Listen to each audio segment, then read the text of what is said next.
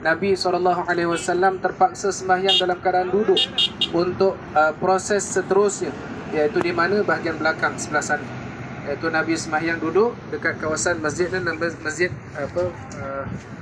Fihris, bukan Fihris itu, Mihras, dekat kawasan dengan Mihrasnya, perlindungan Nabi SAW di bahagian belakang Uhud. Jadi himpunan kita hari ini, kita nak tengok gambaran sebagai gambaran peperangan Nabi. Ini namanya adalah Jabal Rumah ataupun namanya Bukit Memanah. Dekat atas bukit ni ada satu masjid, dinamakan masjid, iaitu dengan Masjid Aini. Masjid Aini ni kena naik atas, tapi tolong jangan ajak saya. Naik, siapa yang nak naik, naiklah. Tapi turun dalam masa 2 minit.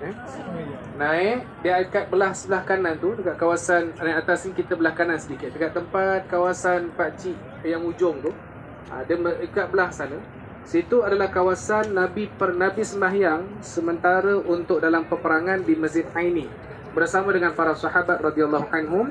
Jadi Nabi berperang dan Nabi tak tinggalkan sembahyang, dan Nabi sembahyang dekat atas itu bersama dengan 50 pemanah yang berada dengan Nabi SAW di atas. Masjid yang kita nampak sekarang ni, Masjid Uhud yang baru ni, ini adalah tapak perkhemahan Nabi SAW. Maknanya Nabi berperang, kemah Nabi di mana? Kawasan masjid yang dibuat sekarang. Okey. Dan betul-betul dekat depan masjid, tempat bendera oranye yang kita nampak sana tu, itu adalah kawasan sahabat Nabi yang diketuai oleh seorang sahabat Ansar. Okey, iaitu untuk di sisi belah kiri. Dia kalau dalam perangnya begini, tengok saya, dia akan berperang orang musyrikin Mekah di sana. Orang musyrikin Mekah di sana. Jadi sahabat Nabi dia berperang dengan keadaan belah kiri ni satu, yang satu lagi dekat pegunungan sana. Lereng bukit sebelah sana, itu stesen yang pertama. Stesen yang kedua dekat Jabal Rumah, stesen yang ketiga dekat Memanah, dan stesen yang keempat belakang tu, iaitu belakang kawasan antara satu, sebelah sana satu, sebelah sini dua, dan belakang tu adalah kawasan yang memanah dan tombak. Pedang dan tombak, iaitu yang belakang kawasan ataupun berlakang dengan kawasan daripada makamnya Sayyidina Hamzah sekarang ini. Jadi Gunung Uhud yang belakang sekali itu adalah tembok yang terakhir, bermakna perancangan Nabi. Orang kafir kalau dia pergi perang, dia tak boleh nak lari ke mana dah. Maknanya akhirnya mesti dekat situ. Tetapi oleh sebab ijtihad yang berlaku kepada sahabat, iaitu yang memanah, mereka turun, kata Nabi kan, kalau menang atau kalah, kamu kekal di atas. Tapi akhirnya mereka ijtihad turun ke bawah, bahagian tengah sini. Dan disebutkan dekat tempat inilah, nombor 2 inilah yang gigi Nabi SAW patah.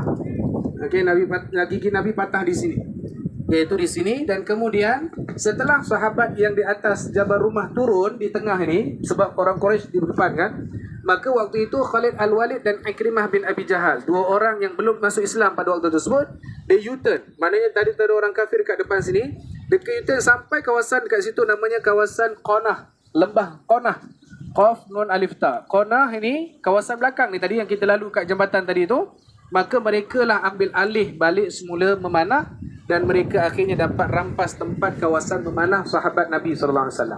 Dan bermula itulah akhirnya Nabi diserang habis-habisan, sampaikan sahabat-sahabat Nabi terpaksa untuk serahkan badan mereka.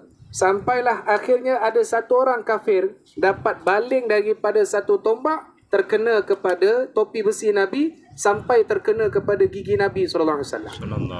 Para jemaah wira yang dimuliakan oleh Allah, cerita tentang gigi Nabi patah didengari oleh Sayyidina Uwais Al-Qarani radhiyallahu an. Ada orang sampaikan cerita, kata dia, wahai Uwais, ni aku nak cerita ni, Rasulullah tengah perang ni, dengar cerita Uhud, Nabi cerita, dengar ceritanya gigi Nabi patah. Apa dibuat oleh Sayyidina Uwais Al-Qarani? Dia ambil satu benda, dipatahkan giginya pada waktu tu juga. Kata dia, apa? Aku nak merasai apa yang dirasai oleh Nabi SAW. Hari ini kita baru berpanasan. Nabi berperang pada tanggal 3 Hijrah, pertengahan bulan Syawal. Jadi bila sahaja dia ambil alih pemanah, Nabi diserang habis-habisan sampai waktu itu berdarah Nabi punya muka Nabi. Dan Nabi pertama menahan darah Nabi tersebut. Sahabat Nabi waktu itu ada yang jilat darah Nabi untuk selamatkan Nabi. Sampaikan bekas daripada topi besi Nabi itu dicabut oleh seorang sahabat, yang mana dicabut dengan sahabat tadi dengan gigi dia juga. Kata dia, apa, aku tak sanggup untuk cabut besi yang ada pada mulut Rasulullah dengan tangan. Akhirnya dibuat apa dengan giginya, dan semua gigi di depannya semua tertanggal kerana cabut besi yang ada pada wajah Nabi sallallahu alaihi wasallam. Para jemaah, apa yang kita buat untuk Nabi tak sama dengan sahabat.